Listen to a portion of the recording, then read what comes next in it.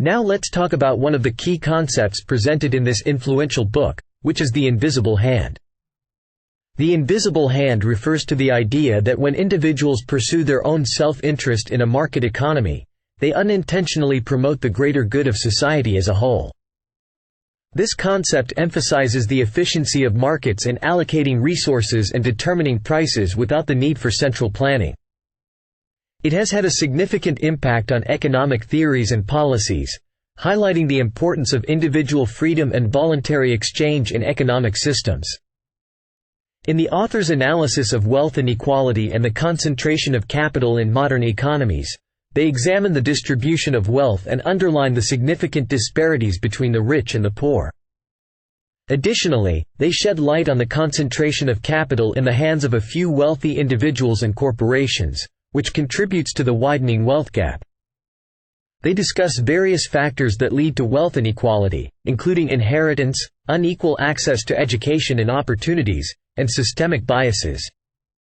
The author emphasizes the negative consequences of wealth inequality, such as social unrest, reduced social mobility, and increased poverty rates.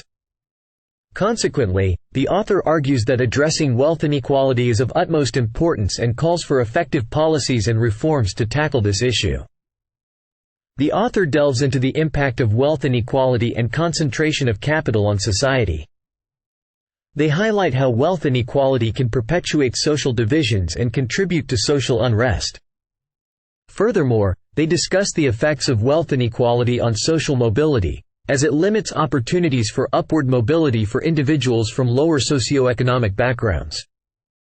The author also examines the consequences of concentrated capital on access to health care, education, and other essential services, as those with more wealth have better access to these resources.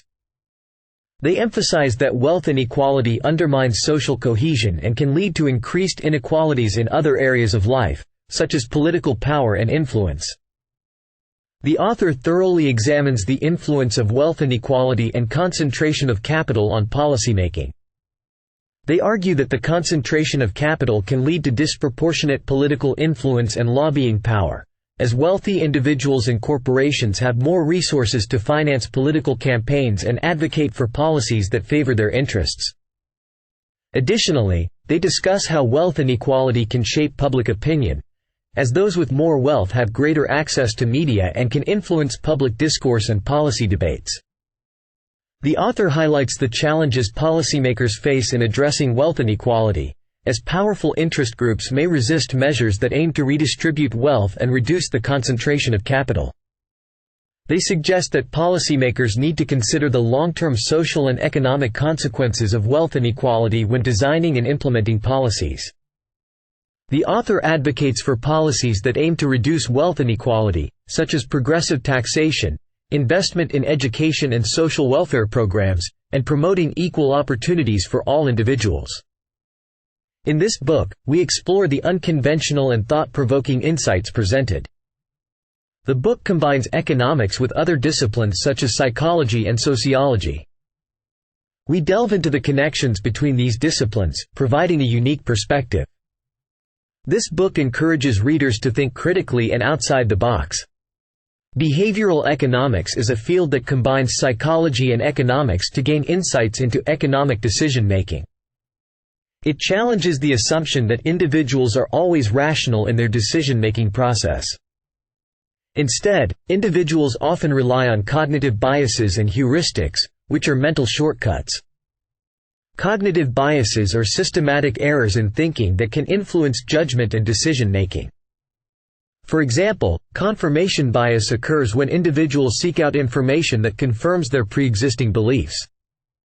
Another cognitive bias is the availability heuristic, where individuals make judgments based on readily available information. Heuristics, on the other hand, are mental shortcuts individuals use to simplify decision-making processes. One example of a heuristic is the anchoring and adjustment heuristic, where individuals make estimates or judgments by starting from an initial value, or anchor, and then adjusting it based on additional information. Other heuristics include the availability heuristic and the representativeness heuristic, which involves making judgments based on how closely something matches a typical prototype. The events leading up to the 2008 financial crisis were characterized by a housing bubble, excessive risk-taking by financial institutions, and loose monetary policies. Mortgage-backed securities played a significant role in the crisis, as they contributed to the complexity and lack of transparency in the financial system. When the housing bubble burst, it led to widespread repercussions such as a severe recession and a global economic downturn. The concept of «nudging» refers to subtly influencing people's behavior without using force or coercion. It involves using positive reinforcement, indirect suggestions, and subtle cues. Nudging can be employed to encourage individuals to make desired choices and behavioral changes. It is based on behavioral economics principles and aims to guide individuals towards better decisions. Nudging is often used in the context of public policy to promote positive societal outcomes. The idea of disaster capitalism explores the concept of opportunistic actors taking advantage of economic shocks, such as natural disasters or financial crises, to further their own economic and political interests. Economic shocks, like the 2008 financial crisis or the aftermath of Hurricane Katrina, can create vulnerability and chaos, providing an opportunity for the implementation of policies and reforms that would not be possible in stable times. Disaster capitalism often results in the privatization of public goods and services, as well as the deregulation of industries, leading to increased corporate power and reduced government oversight. Case studies from different countries and historical periods, such as the privatization of public infrastructure in post-Soviet Russia or the outsourcing of disaster relief efforts in New Orleans, provide examples of how economic shocks have shaped policy and power dynamics. These case studies highlight the role of powerful corporations and individuals in influencing policy decisions and profiting from disaster situations. The concept of disaster capitalism raises important questions about the role of capitalism and neoliberalism in shaping policy responses to crises and their impact on social and economic inequality. Milton Friedman was a strong advocate for free markets and limited government intervention. He believed that government intervention in the economy limits individual freedom and hampers economic growth. According to Friedman, it is important to allow market forces to determine prices and allocate resources. He argued that free markets foster competition, innovation, and efficiency. Friedman also emphasized the need for limited government involvement in areas such as regulation and welfare programs. Let's delve into the fundamental concepts of classical liberalism as explained by Hayek in his influential book. Classical liberalism emphasizes individual freedom and limited government intervention.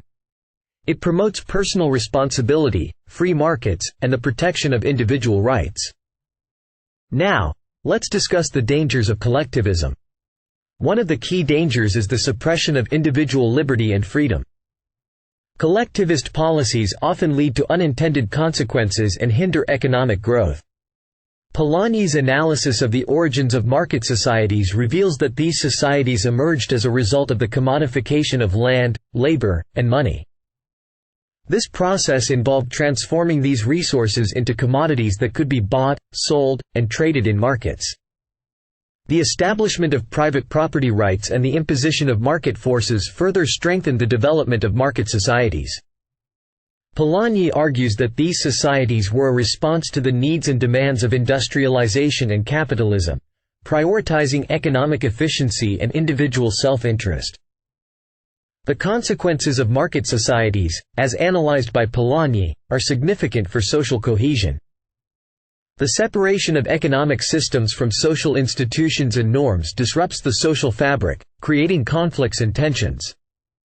Market societies prioritize economic efficiency and individual self-interest, creating scenarios of inequality, exploitation, and social unrest. Polanyi argues that the pursuit of profit in market societies can often overshadow social needs and values.